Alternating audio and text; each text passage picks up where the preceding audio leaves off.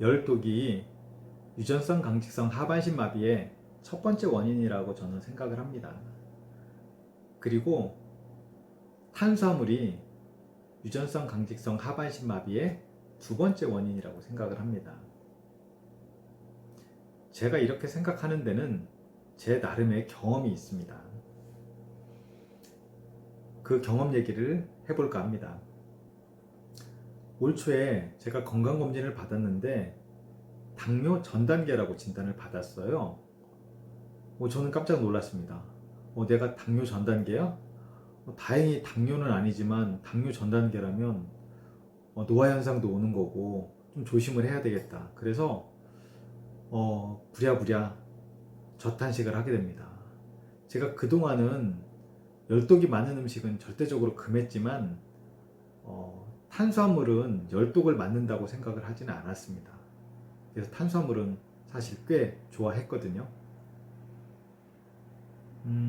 거의 무탄고지에 가까울 정도로 제가 탄수화물을 끊었습니다.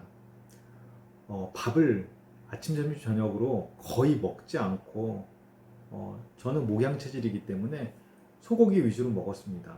예를 들면 아침에는 소고기 스테이크, 점심 때는 갈비탕 혹은 뼈다구 해장국, 함박 스테이크 이런 걸 먹었고요.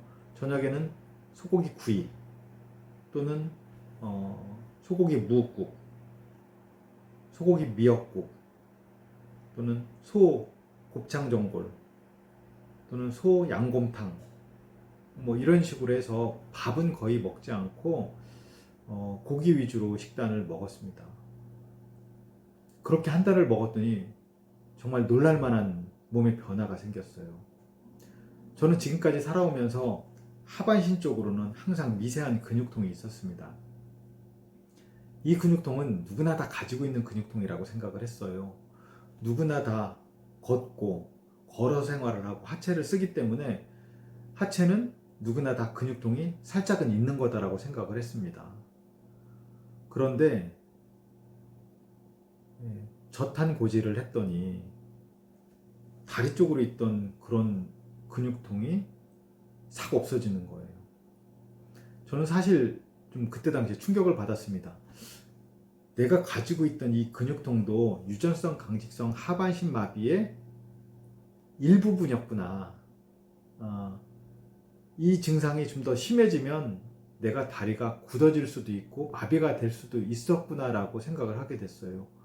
그러니까 참 다행이다라는 생각이 들기도 했지만 한편으로는 이렇게 하는 것이 유전성 강직성 하반신 마비를 치료하는 방법이 될 수도 있겠다 이렇게 생각을 하게 됐습니다. 그래서 지금 말씀드린 저탄고지, 탄수화물을 되도록이면 끊으시는 것도 유전성 강직성 하반신 마비에 좋은 치료가 될 거라고 생각합니다. 그리고 아시는 분들은 아시겠지만은 이 탄수화물을 많이 먹는 분들이 몸에 여러 군데 염증 반응들이 많이 옵니다. 물론 이제 당뇨가 오는 것도 있지만은요, 몸에 염증이 굉장히 많이 생기고 염증이 잘 낫지 않는 경우들이 많아요. 그런데 저탄고지를 하게 되면 이런 염증 반응들이 굉장히 많이 줍니다.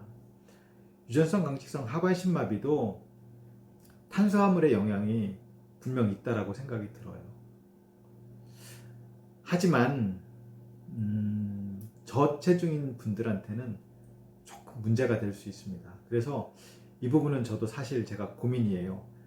제 큰아들이 약간 저체중이기 때문에 탄수화물을 안 먹는 쪽의 치료를 한번 해봤거든요. 그랬더니 살이 빠지더라고요. 물론 증상이 좋아지는지는 모르겠습니다. 왜 그러냐면 저희 아들은 크게 불편한 증상이 없고 불편하다고 느끼는 게 거의 없었기 때문에 그래서 저희 큰아들은 탄수화물을 좀 거의 중단을 했다가 지금은 탄수화물을 적당히 먹는 쪽으로 하고 있고요. 저는 지금도 탄수화물은 거의 먹지 않는 상태로 생활을 하고 있습니다. 하지만 굉장히 몸이 편해요. 아마도 한 10년 전으로 돌아간 것 같은 느낌.